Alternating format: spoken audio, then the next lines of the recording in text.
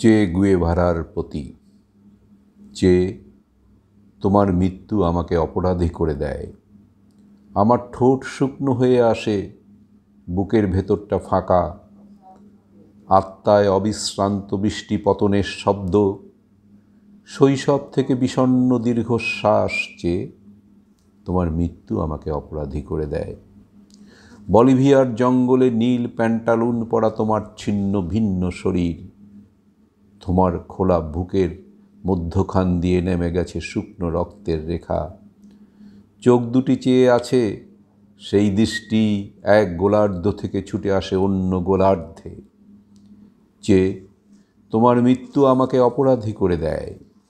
শৈশব থেকে মধ্য যৌবন পর্যন্ত দীর্ঘ দৃষ্টিপাত। আমারও কথা ছিল হাতিয়ার নিয়ে তোমার পাশে দাঁড়াবার। আমারও কথা ছিল জঙ্গলে কাদায় পাথরের গুহায় লুকিয়ে থেকে সংগ্রামের চরম মুহূর্তটির জন্য প্রস্তুত হওয়ার। আমারও কথা ছিল রাইফেলের কুদো বুকে চেপে প্রবল হুঙ্কারে ছুটে যাওয়ার। আমারও কথা ছিল ছিন্ন ভিন্ন লাশ ও গরম রক্তের ফোয়ারার মধ্যে বিজয় সঙ্গীত শোনাবার। কিন্তু আমার অনবরত দেরি হয়ে যাচ্ছে। এতকাল আমি একা, আমি অপমান সয়ে মুখ নিচু করেছি, কিন্তু আমি হেরে যাইনি, আমি মেনে নেইনি।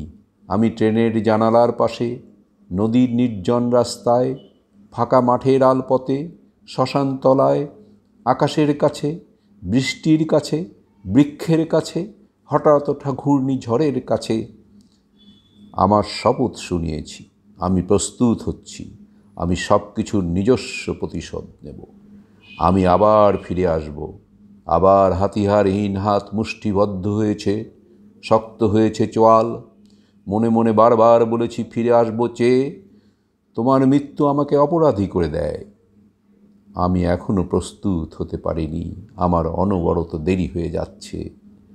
আমি এখনো সুড়ঙ্গের মধ্যে আলো ছায়ার দিকে রয়ে গেছি। আমার দেরি হয়ে যাচ্ছে। চেয়ে, তোমার মৃত্যু আমাকে অপরাধী করে দেয়। সুনীল গঙ্গোপাধ্যায়ের অনন্য এক সৃষ্টি।